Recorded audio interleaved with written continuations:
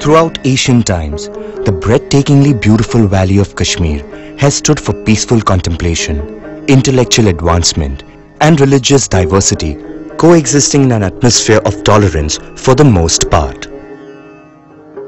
In the modern geopolitical era, this same diversity, evident from the blend of Islam, Hinduism, Sikhism, and Buddhism in this single state, has made it a center of warfare rather than cultural advancement. The situation became really difficult in the late 80s and early 90s. In the late 80s, there was an election in 1987, which was widely believed to have been rigged by the Congress Party and the party of Dr. Farooq Abdullah. And many of the young people who were in the Islamic parties, who felt that they had been robbed in that election, they turned towards militancy.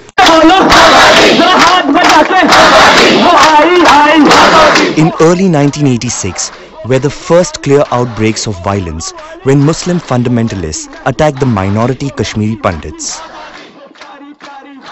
The exact reason of the outbreak remains unclear, but by the end of it, number of Pandits had been killed and 24 Hindu temples had been burnt by Muslim mobs.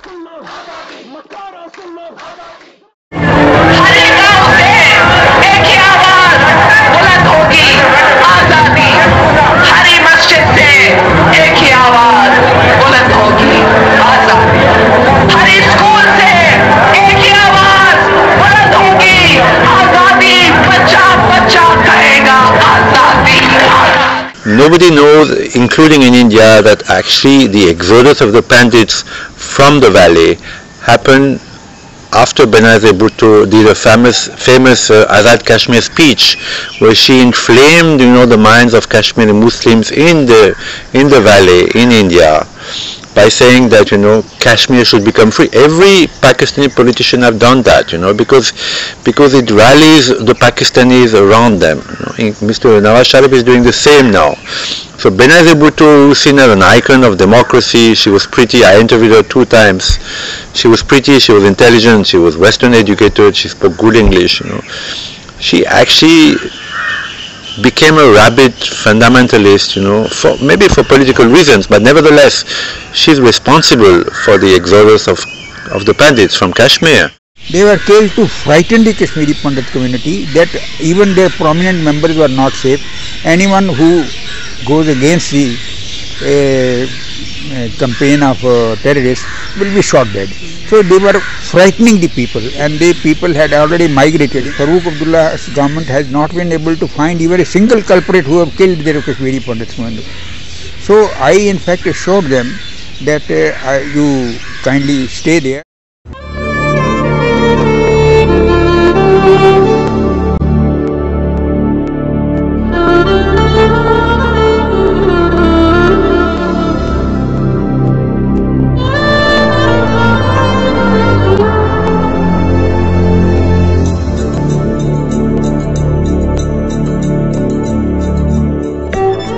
Murder मैंने सतीश को मारा। सतीश कौन? सतीश कुमार टिक्कू।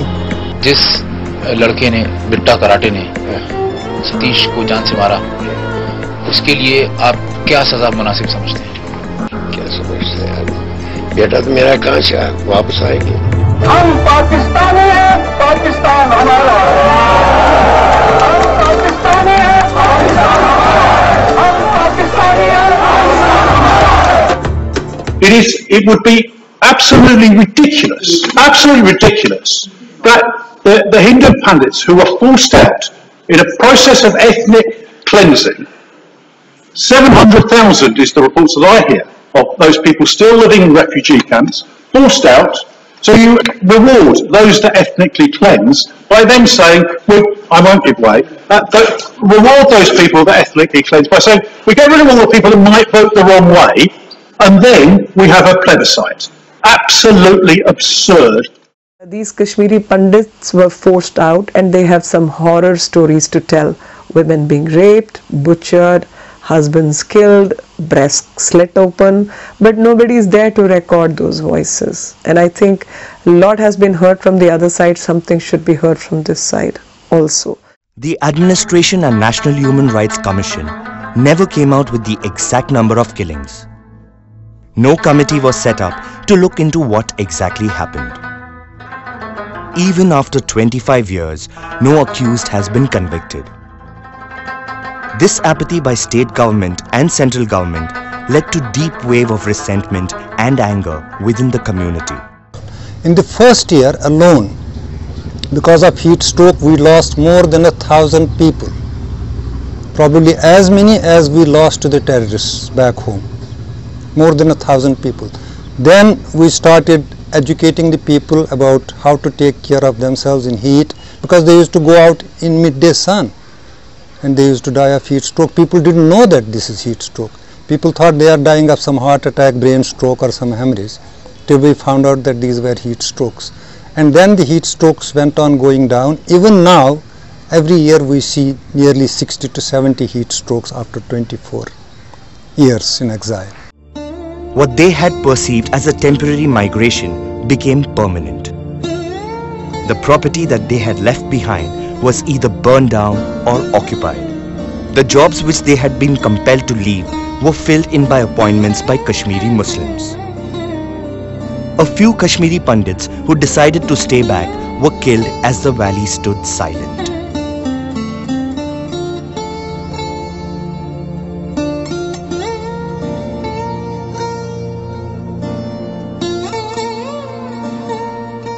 कोई डॉक्टरों की facility नहीं है, कोई अस्पताल की नहीं है, कुछ भी नहीं है यहाँ पे।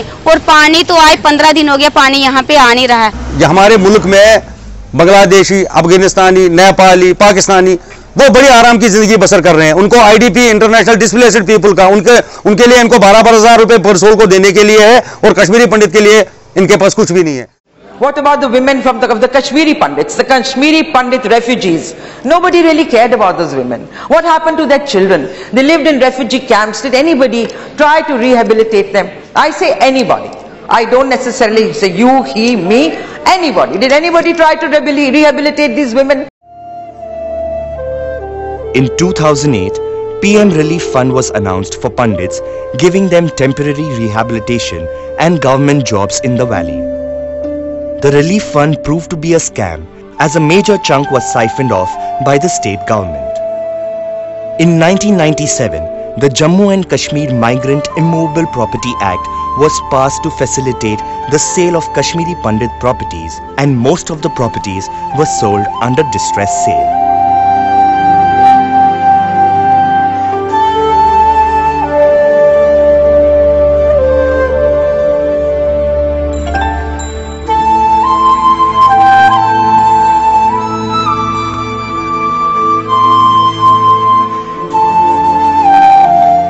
As far as Kashmiri Pandits are concerned, Kashmiri Pandits are strewn all around, all across the world, from Johannesburg to Jammu. We are a small community, but the only thing which has worked for us is the fact that we're almost a 100% literate community. The newly formed central government in India wants to rehabilitate Pandits and thinking about adequate measures and provisions for their cultural and community rehabilitation. A consensus has yet to be formed, but one thing is clear, that they are still insecure of being refound and reluctant to stay in satellite townships in the valley due to the presence of Wahhabis, separatists and ISIS. इस देश में कश्मीर एक ही है जहां से पंडितों को धर्म के आधार पर निकाल दिया गया। जो सूफी परंपरा की भूमि थी, उसको आपने निजी राजनीतिक स्वार्थ के लिए संप्रदाय के रंग से रंग दिया है। It is true that Sufism existed in Kashmir, and that Hindus and Muslims would cohabit with each other. They would go to each other's, marriages, festivals for a long time. My opinion is that Sufism is a myth today. That it's been wiped out by Sunni fundamentalism, and that of course it came from Pakistan. There was an element of Pakistan that came from Pakistan, which is the hard Sunni nation, and started, putting pressure on the Sufism that existed in Kashmir. There were many Sufi shrines. I actually saw the last Sufi shrine of Kashmir called Shahar-e-Sharif, which is a beautiful wooden mosque. I saw it burned to the ground maybe in 96 or 97, I forgot. That was the last Sufi shrine, and it was burned by a Pakistani militant and his people. So gradually in Kashmir, this tolerance, because Hindu have tolerance anyway, this tolerance of the Muslims towards their Hindu brothers and sisters started eroding. The Pakistan army sees Kashmir as an issue which keeps alive the whole question of the relationship between India and Pakistan, keeps alive the whole question of whether India is a threat to Pakistan's integrity or not. And the Pakistan army wants to keep this threat or this impression of a threat alive, because if there is no threat from India, then what is the point of the Pakistan army? We see many NGOs, many international think tanks, many groups, the UN-like groups intervening in small issues. But it is a shock, madam. Nobody came to their aid. Even the media had ignored them very largely, madam. In the 25 years, Kashmiris, madam, irrespective of their faith, Hindu ho, Muslim ho, Sikh ho, ya Buddhist ho, madam, there were killings in the numbers of thousands, and they've suffered a lot due to endless cycle of violence, madam. This should come to an end. We should put an end to this issue, and this should begin by rehabilitating the Kashmiri Pandits. Because it's their homeland. And it is they who are the original aborigines of that place. They are the original inhabitants. Everybody else came after them. So it is their rightful place. Why should anyone else have a right to displace them? And when it is a question of displacing or forcible eviction, I will call it, they are called migrants. I find the vocabulary very, very strange. They are not migrants. They have been thrown out.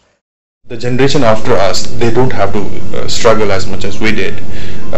So they are free to return to the issue of Kashmir. And some of them, I speak to them regularly, and they know exactly what has happened in Kashmir. And they are very keen to regain a foothold in Kashmir. And God willing, there will be a time when we'll return back. And if you read my book, you can make out that the book ends on a note of optimism.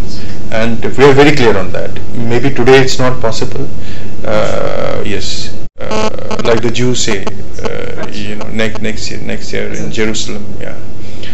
So that's what we say. Next year in Srinagar, God willing.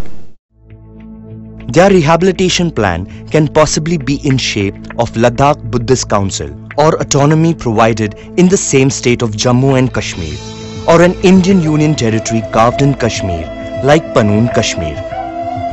Whatever the model would be, they should thrive for excellent relations with Kashmiri Muslims, with whom they share so much in common, culture and language, and must look together for a common pool skill mix in form of intellect, entrepreneurship and craftsmanship.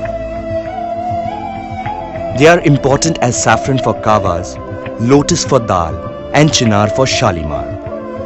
If this happens, the world is an oyster for Kashmiri Muslims and Hindus together.